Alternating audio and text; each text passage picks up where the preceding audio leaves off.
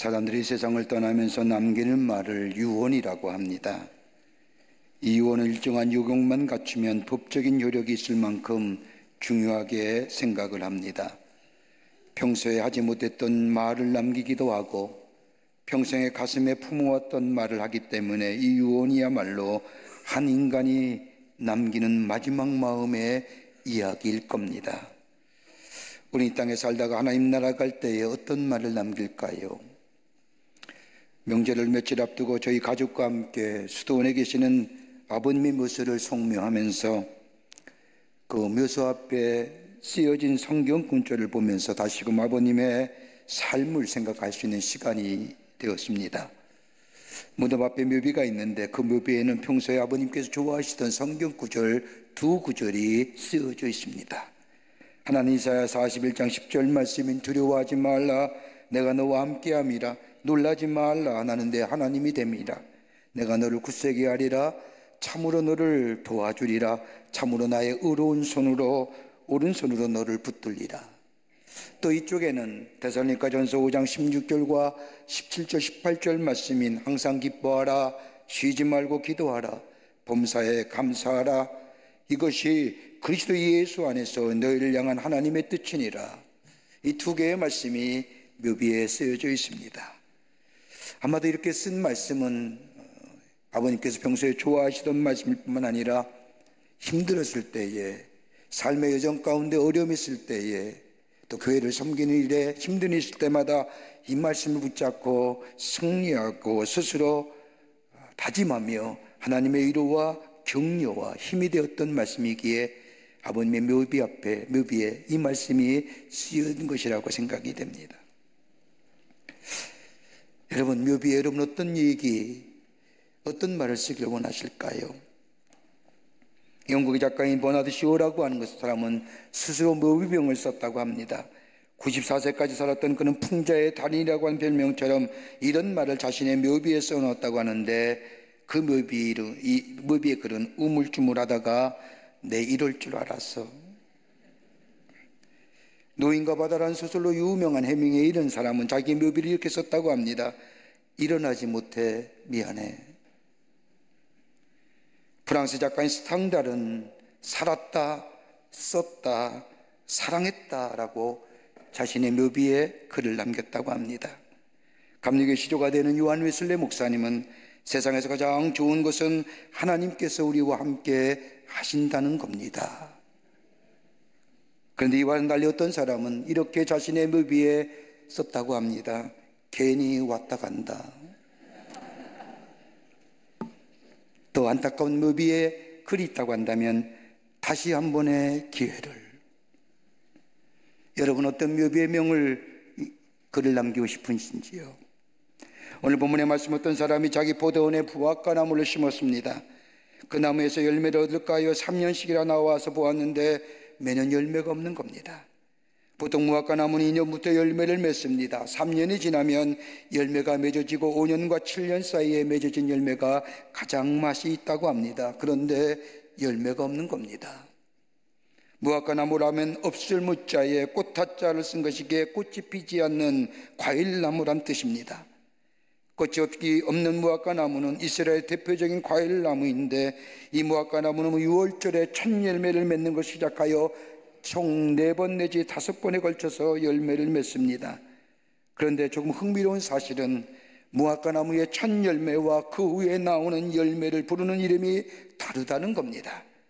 우리말로는 다 무화과 나무라고 열매라고 번역되어 있지만 히브리어 원어를 보면 첫 번째 무화과 나무의 열매를 가리켜서 파게라고 얘기합니다. 그리고 그 후에 열리는 열매들을 단이라고 부릅니다. 그러니까 첫 번째 열매를 파게, 그 뒤에 열리는 열매들을 가리켜 판이라고 부르는데 오늘 재미있는 말씀은 오늘 본문의 말씀의 배경이 되는 지명이 벳바게와 베단입니다. 벳바게라고 하는 곳의 이름을 분석해 보면 집을 뜻하는 히브리어의 베이트와 천무화과 나무의 열매인 파게가 합쳐진 말입니다. 그러니 베이트 바게 벳바게입니다. 즉 무화과 나무가 많이 있는 동네란 뜻입니다.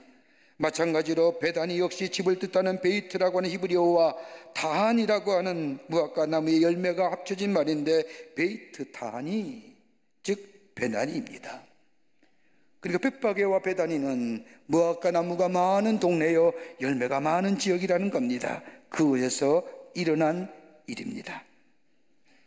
주인이 가수원지기에게 말합니다. 3년을 지켜봐도 열매가 없으니 찍어버리라고, 어찌하여 땅만 버리느냐고, 소망이 없다고 말합니다. 나무에 가치가 없다는 겁니다. 그래서 찍어버리고 다시 시작하자는 말입니다. 그때 가수원지기가 간청합니다. 1년만 주십시오. 1년만 집행을 유예해 주십시오. 그러면 내가 그동안 물을 주고 거름을 주고 정성껏 돌보겠습니다. 그때 가서 열매가 없으시면 찍어버리십시오. 여러분이 아다시피 나무마다 나무의 목적이 있습니다.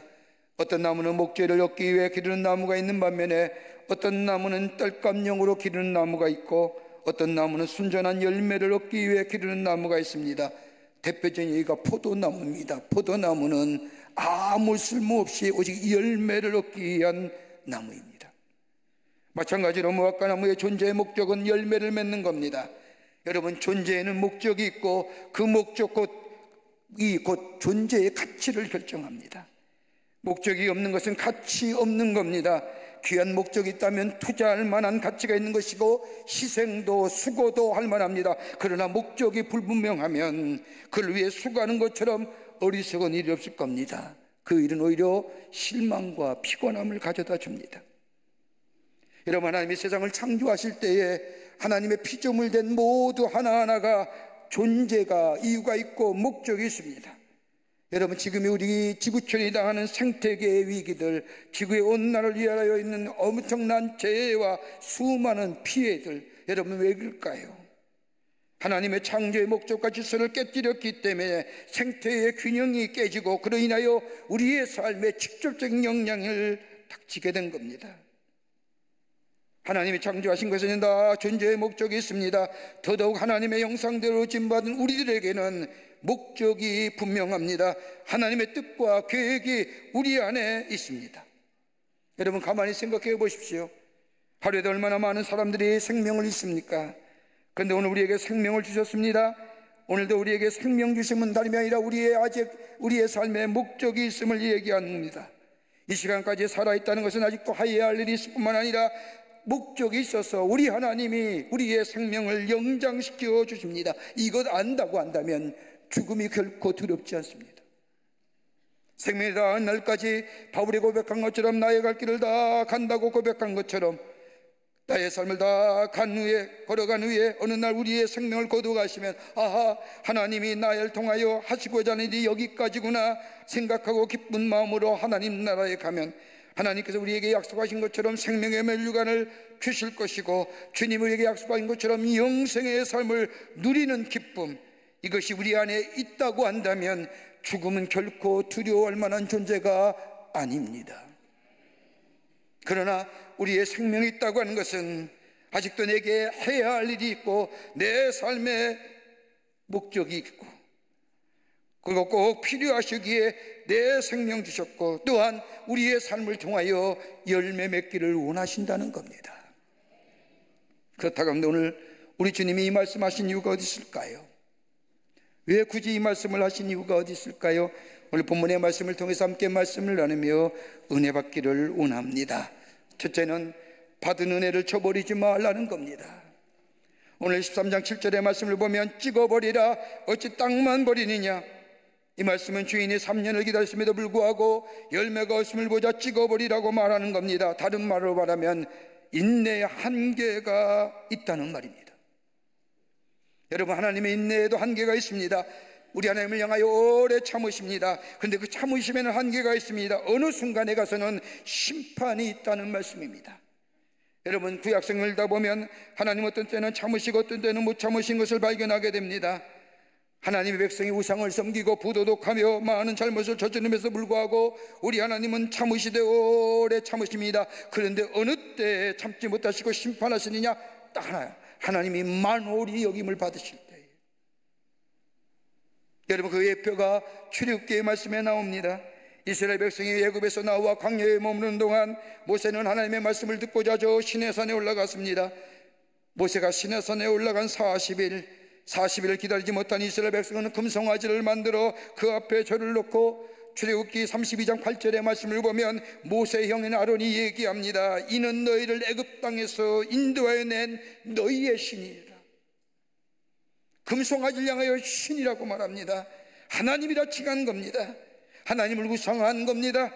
여러분, 하나님을 우상한다는 것은 하나님을 버리고 우상을 섬긴다는 것이 아니라 하나님을 전능하신 하나님, 유일하신 하나님에서 다른 일반의 신과 동일시한다는 겁니다. 하나님을 인격적인 하나님으로 모시고 사는 것이 아니라 단순히 우리를 인도해낸 하나의 다른 신들과 같이 마찬가지로 여겼다는 겁니다. 이런 모습을 본 하나님은 참지 못하시고 그 자리에서 그들에게 진노와 심판을 내리십니다.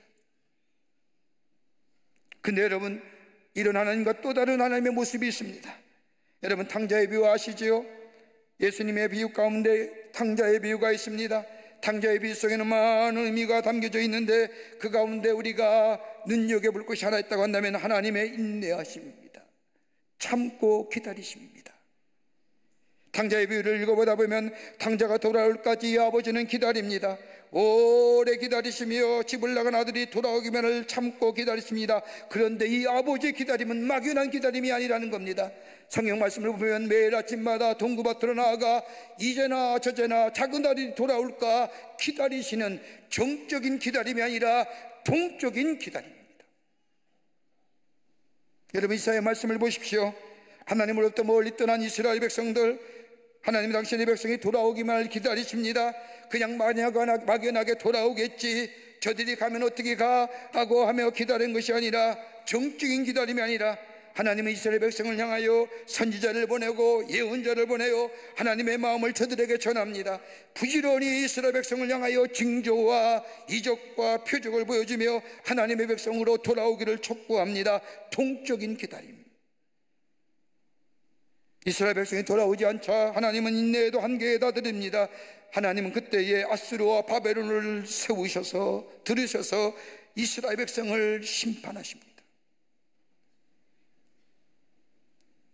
하나님의 기다리심은 그냥 기다리심이 아닙니다.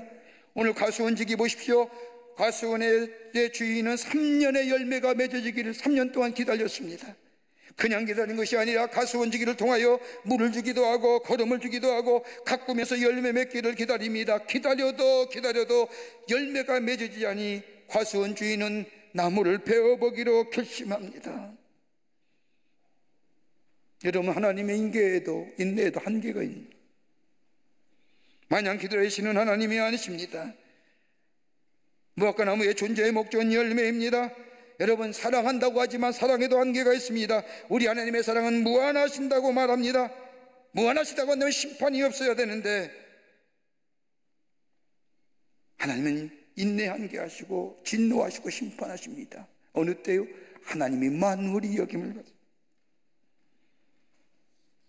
회개하고 돌아온 자에게 하나님의 사랑은 한이 없으시지만 죄짓기를 계속하며 방종해서 방임으로 치닫는 인생에게는 하나님의 사랑은 무한하지 않습니다. 물론 죄인에 대하여 참으십니다. 왜요? 돌아오기만을 기다리시기 때문입니다. 하나님을 만물이 여기며 하나님의 하나님 되심을 인정하지 아니하며 하나님을 만물이 여기며 나의 인생의 자유 주심에 방종해서 방임에 흐르는 삶에는 하나님은 심판하신데 왜요? 하나님의 공의가 무너지기 때문입니다. 3년을 기다렸습니다. 참을 만큼 참았다는 겁니다. 충분히 필요할 만큼 참았습니다. 그러기에 본문의 말씀에 어찌 땅만 버리느냐, 3년을 기다렸는데 어찌 열매가 없느냐, 열매가 없는 나무를 위하여 어찌 투자하겠느냐. 다른 말로 하면 하나님의 주신 은혜에 허비하지 말라는 겁니다. 하나님의 사랑 귀하게 여기라는 겁니다. 은혜 안에 은혜 속에 자라라는 겁니다. 그럴 때에 그 안에 열매가 맺어지고 그 삶에 풍요로운 하나님의 축복을 누리며 사는 복된 인생이 됩니다. 두 번째는 우리의 가능성을 보시는 하나님이시라는 겁니다. 주인이 와서 열매 없는 무화과나무를 베어버리고 말씀만 말합니다. 근데 가수원증인은 이 주인의 말에 13장 8절의 말씀을 보면 주인이요 금년에도 그대로 두소서 내가 두릅하고 거름을 주리이다. 한 번만 은혜로 기회 달라는 겁니다. 지난 3년 동안 열매는 비록 없었지만 다시금 거름을 주고 김을 매면 분명히 열매 있을 겁니다 라고 가수원증인은 생각합니다. 뭘 얘기해요? 잠재적 가능성입니다.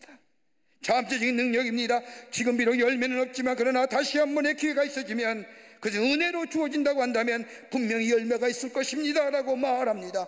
가능성의 믿음입니다. 가수원증인은 무화과나무의 문제를 생리적으로 본 것이 아니라 태어날 때부터 나무로 자랄 때부터 문제가 있는 생적 관점에서 바라본 것이 아니라 병리적 관점에서 바라봤습니다. 태어날 때부터의 문제가 아니라 자라면서의 문제라는 겁니다. 돌아오기만 하면 다시 회복할 수 있는 가능성에 대한 소망이 가수원지기에게 있었다는 겁니다. 여러분, 문제를 병리적인 관점에서 바라보면 소망이 없습니다. 구원의 여망이 없습니다. 생리적 관점에서 바라면, 그러나 병리적 관점에서 보면 바꿀 수도 있습니다. 변할 수도 있습니다. 고칠 수 있습니다.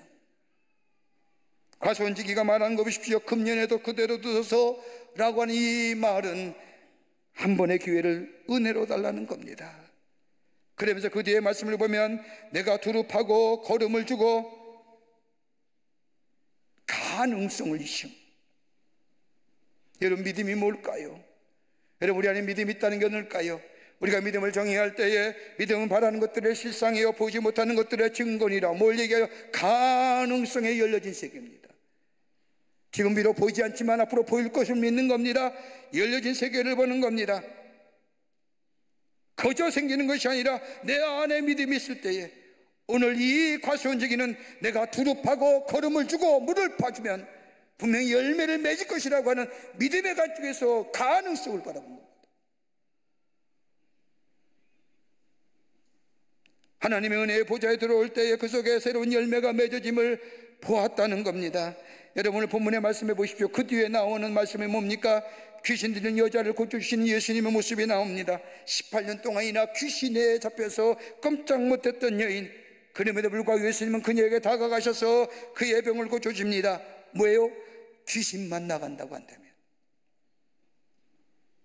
저 여인도 아브라함의 딸이 될 수 있음을. 믿음은 부정적인 거 보는 게 아니라 긍정을 보는 겁니다. 가능성을 바라보는 겁니다. 그냥 내 의지와 내 노력의 가능성이 열려진 것이 아니라 하나님이 우리와 함께 하시고 나를 도우시고 나와 동행하시며 내게 힘주실 때에 내 미래의 세계가 믿음 안에서, 그 믿음 안에서 열려지는 가능성의 세계입니다.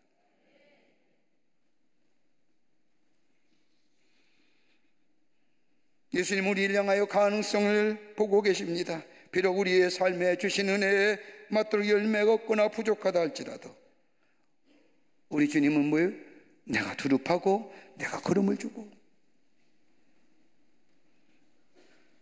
주님 우리가 말씀하신 것처럼 저가 내 안에, 내가 저 안에 것이면, 우리의 가지가 깨끗하게 되면 풍성한 열매가 맺어지는 것처럼 주님이 우리와 함께 거하시고 내가 주님 안에 거하는 인격적인 관계 속에서의 깊은 교제함이 우리 안에 있게 될 때에 주님은 우리의 삶을 통하여 풍성한 열매를 맺게 하실 뿐만 아니라 우리의 삶 속에 새로운 은혜로 새로운 미래를 열어가는 복된 삶으로 인도하여 주실 줄을 믿습니다. 끝으로 은혜로 받은 새로운 기회입니다. 내가 얻은 기회가 아니라는 겁니다. 하나님 내게 은혜로 주신 기회라는 겁니다. 8절과 9절의 말씀을 보면 마수원지기를 주인을 향하여 철저하게 무화과 나무 열매가 없음이 자신의 잘못임을 고백합니다. 말씀을 보십시오. 내가 두릅하고 거름을 주리니 이후에 만일 실과가 열면이거니와 그렇지 아니하면 그때 찍어버리소서. 자신의 책임이라는 겁니다. 가수원지기는 나무에 대하여 한마디도 하지 않습니다. 종자가 나쁘다, 나무에 문제가 많다, 벌레가 많아서 그랬다 말하지 않습니다. 다시 말하여 열매가 맺지 못하면 전적으로 내 책임이라는 겁니다. 무화과 나무가 떨어 찍어버리지 않고 또 한 번의 기회가 생긴 것은 다른 아니야 가수원지기 때문입니다. 가수원지기로 인하여 주인으로부터 받은 은혜로 인하여 무화과나무의 수명이 1년 연장된 겁니다. 무화과나무가 이뻐서 수명이 연장된 것이 아닙니다. 전적으로 과수원지기가 대신 책임지게 됨으로 인하여 무화과나무가 살아나는 겁니다. 과수원지기의 말을 보십시오. 내가 두릅하고 내가 겨름을 주며 내가 수고하겠다. 아무것도 하지 아니하고 한번 두고 보자라고 하는 것이 아니라 내가 걸음을 파고 내가 두릅하고 내가 수고하겠다. 여러분, 여기서 내라는 존재가 누구일까요? 우리에게 있어서의 나라는 여기서 말씀하는 내라고 하는 존재가 누굴까요? 나랄까요? 아닐 겁니다. 우리 예수님일 겁니다. 우리 예수님이십니다. 여러분, 우리가 새로운 생명을 얻은 이유가 어디 있을까요? 누구 때문일까요? 죄의 상은 사망이라고 했는데 죽어야 할 우리의 삶, 우리를 새로운 생명으로, 새로운 존재로, 하나님의 사람으로, 하나님의 자녀로 새롭게 변화시킨 이 변화의 놀라운 은혜가 누구로부터 왔을까요? 우리 예수님이 우리의 죄를 위하여 십자가에 달려 돌아가심으로 인하여 내 죄가 사해질뿐만 아니라 그것을 믿는 자마다 우리에게 새로운 하나님의 자녀로, 새로운 존재로 거듭나게 하신 그 십자가의 은혜. 내가 탁월해서가 아니라 은혜로 주어진 겁니다. 하나님의 은혜입니다. 과수원지기로부터 새로운 1년 연장을 받은 저 무화과나무처럼 예수님 때문에 은혜로 우리에게 새로운 삶, 새로운 존재, 새로운 피조물로 새롭게 거듭난 존재, 새로운 기회가 생겼다는 겁니다. 이거 소홀히 여기지 말라. 여러분, 출애굽기 32장의 말씀을 보면 모세의 간절한 중보의 기도가 나옵니다. 이스라엘 백성이 범죄했을 때 하나님께서 크게 진노하시어 진멸하시겠다고 말씀하십니다. 이때 모세가 하나님 앞에 나아가 기도하지요. 출애굽기 32장 32절의 말씀을 보면 이렇게 모세가 하나님 앞에 기도합니다. 그러나 합의하시면 이제 그들의 죄를 사하시옵소서. 그렇지 않으면 원컨대 주의 기록하신 책에서 내 이름을 지워 버리시옵소서. 내가 저 이스라엘 백성과 함께 하겠다는 기도입니다. 저 백성을 향한 형벌을 같이 받겠다는 겁니다.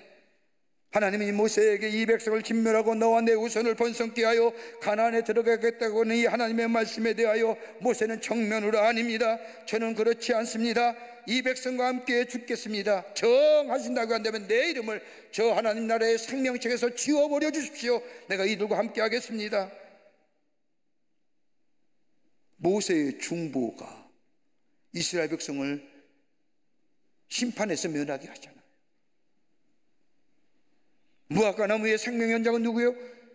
과수원지기요. 내가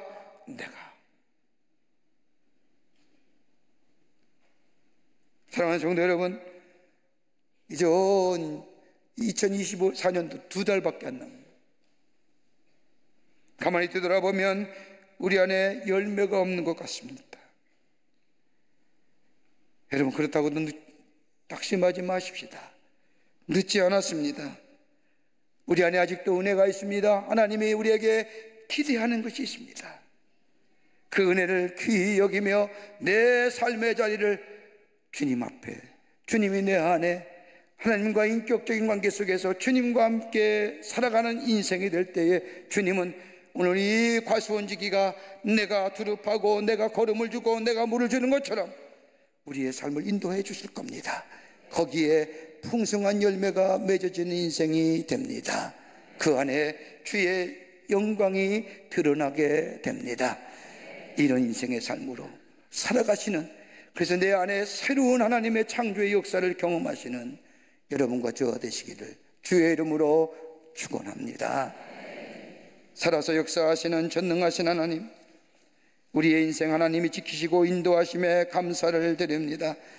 잊어버리고 살 때가 얼마나 많은지, 내 노력과 내 의지와 내 능력이 나를 만들었다고 생각하며 교만하가 살 때가 얼마나 많은지 내려놓게 하시고 은혜 깨닫게 하시고 은혜 안에 거하게 하시고 주님과의 깊은 인격적인 교제를 통하여 주의 인도하심 받아 내 안에 풍성한 열매를 맺어지는 하나님의 사람들로 살아가게 도와주시옵소서. 성령이 도우시고 인도해 주실 줄 믿으며 예수님의 이름으로 기도하옵나이다. 아멘.